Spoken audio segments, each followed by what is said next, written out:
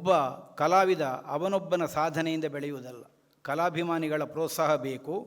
ಹಿಂದಿನಿಂದ ಅವನನ್ನು ಬೆಳೆಸುವುದಕ್ಕೆ ಬೆನ್ನೆಲುಬಾಗಿ ನಿಲ್ಲುವಂತಹ ಅನೇಕ ಶಕ್ತಿಗಳು ಬೇಕು, ವಿಶೇಷವಾಗಿ ದೈವಾನುಗ್ರಹ ಬೇಕು.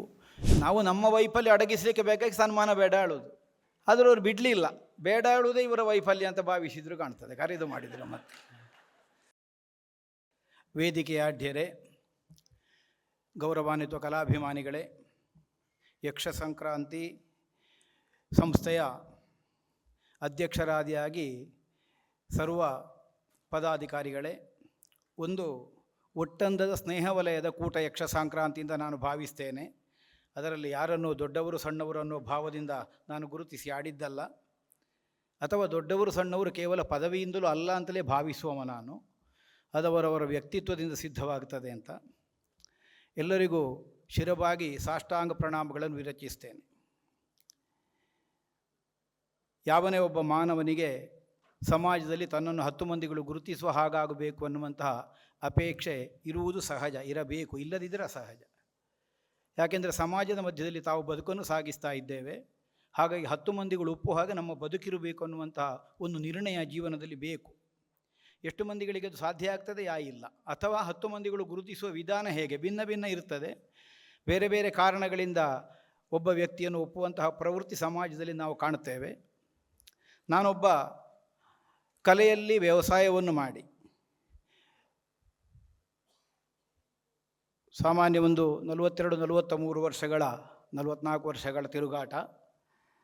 ಯಾವುದೋ ಕಾರಣಕ್ಕೆ ಪ್ರಾರಂಭ ಆಯಿತು, ಹೇಗೋ ಮುಗಿದು ಹೋಯಿತು. ಹೀಗಾಗಬಾರದು ಅನ್ನುವಂತಹ ಒಂದು ಎಚ್ಚರಿಕೆ ನನ್ನ ಮನಸ್ಸಿನಲ್ಲಿ ಇವತ್ತಿಗೆ ಉಳಿಸಿಕೊಂಡಿದ್ದೇನೆ. ಅದಕ್ಕೊಂದು ನಿರ್ದಿಷ್ಟವಾದಂತಹ ರೂಪುರೇಷೆ ಬೇಕು ಅನ್ನುವಂತಹ ಪ್ರಯತ್ನದಲ್ಲಿದ್ದೇನೆ. ಸಾಧ್ಯ ಆಗಿದೆ ಅಂತ ಅಹಂಕಾರದಿಂದ ಆಡಿದ್ದಲ್ಲ. ಯಾವನೂ ಪರಿಪೂರ್ಣ ಅಲ್ಲ, ತಿದ್ದಿಕೊಳ್ಳುವುದಕ್ಕೆ ಅನೇಕ ಇದೆ. ನನ್ನ ಕುರಿತಾಗಿ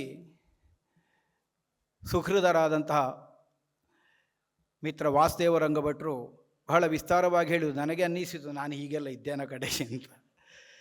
ಯಾಕೆ, ಕಾಣುವ ಕಣ್ಣುಗಳಿಗೆ ಭಿನ್ನ ಭಿನ್ನವಾಗಿ ಕಾಣಿಸುವುದು ಸಹಜ ಪ್ರವೃತ್ತಿ. ಆದ್ದರಿಂದಲೇ ದೃಷ್ಟಿಯಂತೆ ಸೃಷ್ಟಿ ಅನ್ನೋ ಮಾತು ಹುಟ್ಟಿಕೊಂಡದ್ದು. ಅವರವರ ಸಂಸ್ಕಾರಕ್ಕನುಗುಣವಾಗಿ ಒಬ್ಬ ವ್ಯಕ್ತಿಯನ್ನು ನಾವು ಅರ್ಥ ಮಾಡ್ತಾ ಹೋಗ್ತೇವೆ. ಒಬ್ಬ ಮನುಷ್ಯನಲ್ಲಿರಬಹುದಾದಂತಹ ಗುಣಗಳಾಗಲಿ ಅವಗುಣಗಳಾಗಲಿ ಭಿನ್ನ ಭಿನ್ನ ಕಾರಣಗಳಿಂದ ಗುರುತಿಸಲ್ಪಡುತ್ತದೆ. ಯಾವನೂ ಪರಿಪೂರ್ಣವಾಗಿ ಸರ್ವಗುಣ ಸಂಪನ್ನನಾಗಿರುವುದಕ್ಕೆ ಭೂಮಿಯಲ್ಲಿ ಹುಟ್ಟಿದವನಿಗೆ ಸಾಧ್ಯ ಆಗುವುದಿಲ್ಲ. ಆದರೆ ಎಲ್ಲರನ್ನೂ ಮೆಚ್ಚಿಸುವುದಕ್ಕಾಗದೆ ಹೋದರೂ ಅನೇಕರನ್ನು ಮೆಚ್ಚಿಸುವ ಹಾಗಾದರೂ ಬದುಕಿದರದ್ದು ಜೀವನದ ಸಾರ್ಥಕ್ಯ ಅಂತ ನಾನು ಭಾವಿಸ್ತೇನೆ. ನನ್ನ ಹಿರಿಯರು, ಅವರ ಆಶೀರ್ವಾದ, ನಾನಿರಿಸಿದ ದೈವಭಕ್ತಿಯ ಶ್ರದ್ಧೆ, ಅಥವಾ ಕಲೆಯಲ್ಲಿ ನಾನು ಮಾಡಿದ ಅಲ್ಪ ಸ್ವಲ್ಪ ಏನೋ ಒಂದು ಪ್ರಯತ್ನ, ಇದೆಲ್ಲ ಒಂದು ಸಾಕಾರಗೊಂಡಂತಹ ಕ್ಷಣಗಳು ಅಂತ ನಾನಿದನ್ನು ಸಂತೋಷದಿಂದ ಕಾಣುತ್ತೇನೆ. ಸಾರ್ವಜನಿಕರ ಸಮ್ಮುಖದಲ್ಲಿ ಒಂದು ಸನ್ಮಾನವನ್ನು ಸ್ವೀಕರಿಸುವುದು ಸಂತೋಷದ ವಿಚಾರವೇ ಹೌದು, ಅಲ್ಲದಿದ್ದರೆ ನಾನು ಆತ್ಮವಂಚನೆ ಮಾಡಿದ ಹಾಗಾಗ್ತದೆ. ಸಂತೋಷ ಹೌದು, ಹಾಗೆಂದು ಬಹಳ ಆತಂಕಕಾರಿಯಾದಂತಹ ವಿಷಯವೂ ಹೌದು. ಆದ್ದರಿಂದಲೇ ಸನ್ಮಾನ ಮಾಡ್ತೇವೆ ಎನ್ನುವಾಗ ಆದಷ್ಟು ನಾವು ಬೇಡ ಅಂತಲೇ ಹೇಳೋದು. ಯಾಕೆಂದರೆ ಒಂದು ಹೊಣೆ ಹೆಚ್ಚು ಬರ್ತದೆ. ಸನ್ಮಾನ ಆದ ತಕ್ಷಣದಲ್ಲಿ ಮಂದಿಗಳ ನಿರೀಕ್ಷೆ ಹೆಚ್ಚಾಗುತ್ತದೆ. ಒಂದು ಪ್ರತ್ಯೇಕವಾಗಿ ಅವನು ಗುರುತಿಸಲ್ಪಡ್ತಾನೆ.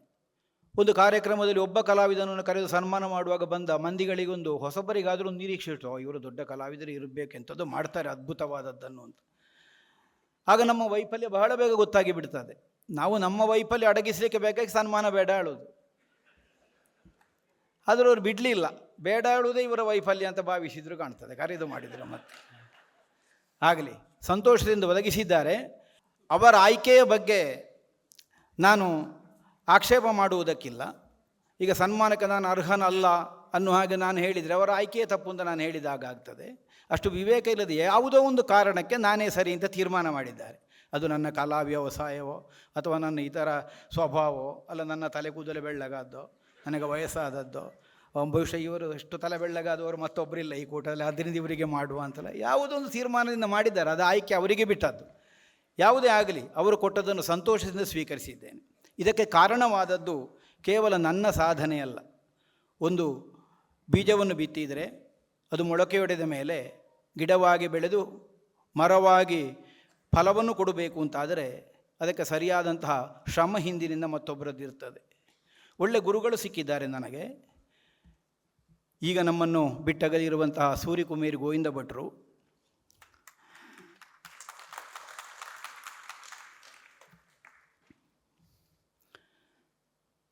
ಅವರ ಯಥಾ ನಕಲಲ್ಲ ನಾನು, ನನಗೆ ಮಾಡುವುದಕ್ಕಾಗಲಿಲ್ಲ.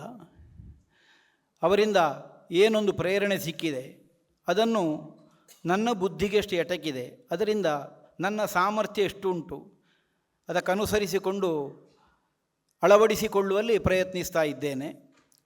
ದಿವಂಗತ ಅಳಿಕೆ ರಾಮೇರಿಗಳು ಗುರುಗಳಾಗಿದ್ದರು. ಹಿರಿಯ ಮದ್ಲೆಗಾರರು ಅಂದರೆ ಚಂಡೆಬಾರಿ ಸೋರೆಗೆ ಮದ್ಲೆಗಾರರು ಅಂತ ನಮ್ಮ ತೆಂಕುತಿಟ್ಟಿನಲ್ಲಿ ಹೇಳೋದು. ನೆಡ್ಲೆ ನರಸಿಂಹಭಟ್ರು, ಅಲ್ಲದೆ ಅನೇಕ ಹಿರಿಯ ಕಲಾವಿದರುಗಳು ಮಾತ್ರವಲ್ಲ ನನ್ನ ಮನೆ ಮಂದಿಗಳು. ಅವರಿಗೆಲ್ಲ ಒಂದು ಬಹುದೊಡ್ಡ ನಿರೀಕ್ಷೆ ನನ್ನಲ್ಲಿ ಇದ್ದ ಹಾಗೆ ಕಂಡಿತ್ತು ನನಗೆ. ಅವರ ವ್ಯವಹಾರ ನೋಡುವಾಗ ಎಂಥದ್ದನ್ನು ಒಂದು ಮಾಡುವ ಹಾಗೆ ಆಗಬೇಕು ಅನ್ನುವಾಗ ನನಗೆ ಬಹಳ ಪ್ರೋತ್ಸಾಹ ಕೊಟ್ಟಿದ್ದಾರೆ. ಒಂದಿಗಿದ್ದವರಾಗಲಿ, ಸಹ ಕಲಾವಿದರಾಗಲಿ, ಅಥವಾ ಹೀಗೆ ಕಾರ್ಯಕ್ರಮಗಳಲ್ಲಿ ತೊಡಗಿಸಿಕೊಳ್ಳುವ ಒಂದು ಅವಕಾಶವನ್ನು, ಒಂದು ಮೇಳದಲ್ಲಿ ವೃತ್ತಿಪರ ಕಲಾವಿದನಾಗಿ ಕೆಲಸ ಮಾಡುವವನಿಗೆ ಅನೇಕ ನಿರ್ಬಂಧಗಳಿರ್ತವೆ. ಮೇಳದ ವ್ಯವಸಾಯದ ಸಮಯದಲ್ಲಿ ತಾಳಮದ್ದಳೆ ಕ್ಷೇತ್ರದಲ್ಲಿ ಹೆಚ್ಚು ವಿನಿಯೋಗಿಸಿಕೊಳ್ಳಲಿಕ್ಕೆ ಕಷ್ಟ ಆಗುತ್ತದೆ. ಅಂತಹ ಸನ್ನಿವೇಶದಲ್ಲಾದರೂ ಮೇಳ ನಡೆಸುವ ಸಂಚಾಲಕರು ವಿಠಲ ಶೆಟ್ಟರು ನನ್ನನ್ನು ಒತ್ತಾಯಿಸಿ ನೀವು ತಾಳಮದ್ದಳೆಗೆ ಹೋಗಲೇಬೇಕು ಅಂತ ಕಳುಹಿಸಿಕೊಡ್ತಾ ಇದ್ದರು. ಸಮಯಕ್ಕೆ ಬಂದು ಮುಟ್ಟಿಸಿದ್ದೆ, ಅದು ಪ್ರಶ್ನೆ ಬೇರೆ. ಅಂತೂ ಅದಕ್ಕೆ ಪ್ರತಿಬಂಧಕ ಮಾಡಲಿಲ್ಲ. ಇದನ್ನು ನಾನು ಯಾಕೆ ಹೇಳಿದೆ ಕೇಳಿದರೆ, ಒಬ್ಬ ಕಲಾವಿದ ಅವನೊಬ್ಬನ ಸಾಧನೆಯಿಂದ ಬೆಳೆಯುವುದಲ್ಲ, ಕಲಾಭಿಮಾನಿಗಳ ಪ್ರೋತ್ಸಾಹ ಬೇಕು. ಹಿಂದಿನಿಂದ ಅವನನ್ನು ಬೆಳೆಸುವುದಕ್ಕೆ ಬೆನ್ನೆಲುಬಾಗಿ ನಿಲ್ಲುವಂತಹ ಅನೇಕ ಶಕ್ತಿಗಳು ಬೇಕು, ವಿಶೇಷವಾಗಿ ದೈವಾನುಗ್ರಹ ಬೇಕು. ಇದನ್ನೆಲ್ಲ ಗಮನಿಸುವಾಗ ನನಗೆ ಅನ್ನಿಸುವುದು, ನನಗೆಲ್ಲ ಬಹಳ ತುಂಬವೇ ಸಿಕ್ಕಿದೆ, ಅದೇ ಬಹಳ ದೊಡ್ಡ ಸನ್ಮಾನ. ಅದರದ್ದೇ ಪ್ರತೀಕವಾಗಿ ಹೀಗೆ ಒಂದೊಂದು ಕಡೆಗಳ ಸನ್ಮಾನ ಆಗುತ್ತಾ ಇದೆ ಅಂತ. ತಾಳಮದ್ದಳೆಯನ್ನು ಸವಿಯುವಂಥ ಅಪೇಕ್ಷೆಯಿಂದ ನೀವೆಲ್ಲಲ್ಲಿಗೆ ಆಗಮಿಸಿದ್ದೀರಿ. ಆದರೂ ಒಬ್ಬ ಕಲಾವಿದನಿಗಾಗುವಂತಹ ಸನ್ಮಾನವು ನಮಗೊಂದು ಅದು ಮನಸ್ಸಿಗೆ ಇಷ್ಟವಾದದ್ದನ್ನುವಂತಹ ಭಾವದಿಂದ ಪ್ರೋತ್ಸಾಹದಾಯಕವಾಗಿ ಸ್ಪಂದಿಸುತ್ತಾ ಕುಳಿತಿದ್ದೀರಿ. ಅದಕ್ಕಾಗಿ ನಾನು ನಿಮಗೆ ಮೊದಲು ತಲೆಬಾಗಿಸಬೇಕು.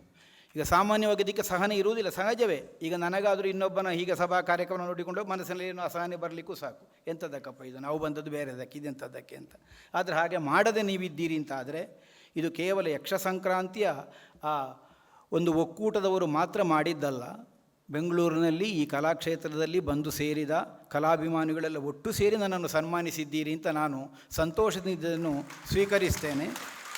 ಮಾತ್ರ ಅಲ್ಲ, ನಿನ್ನೆ ಸುದ್ದಿ ಗೊತ್ತಾದ ಮೇಲೆ ಪತ್ರಿಕೆಯಲ್ಲಿರಬಹುದು, ಫೇಸ್ಬುಕ್ಕಿನಲ್ಲಿರಬಹುದು, ವಾಟ್ಸಪ್ಪಿನಲ್ಲಿರಬಹುದು ಅನೇಕ ಹಿರಿಯರು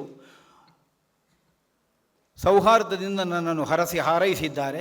ಅವರೆಲ್ಲರಿಗೂ ಕೃತಜ್ಞನಿದ್ದೇನೆ ಅಂತ ಆಡುತ್ತಾ ಈ ಸನ್ಮಾನವನ್ನು ಸಂತೋಷದಿಂದ ಸ್ವೀಕರಿಸಿ, ಯಕ್ಷ ಸಂಕ್ರಾಂತಿಯ ಇದು ಮೊದಲ ಸನ್ಮಾನವಾದರೆ ಇನ್ನು ಅನೇಕ ಆಗಲಿ, ಇವತ್ತೇ ಮೊದಲಾಗಲಿ. ಅನೇಕ ಅರ್ಹ ಕಲಾವಿದರು ಆ ಪ್ರಶಸ್ತಿಯ ಗರಿಯನ್ನು ಮುಡಿಯುವಂತಹ ಅವಕಾಶವನ್ನು ದೇವರವರಿಗೆ ದಯಪಾಲಿಸಲಿ. ನಿಮ್ಮೆಲ್ಲರ ಸಹಕಾರ ಇರಲಿ. ಯಕ್ಷಗಾನಂ ಗೆಲುಕಿ.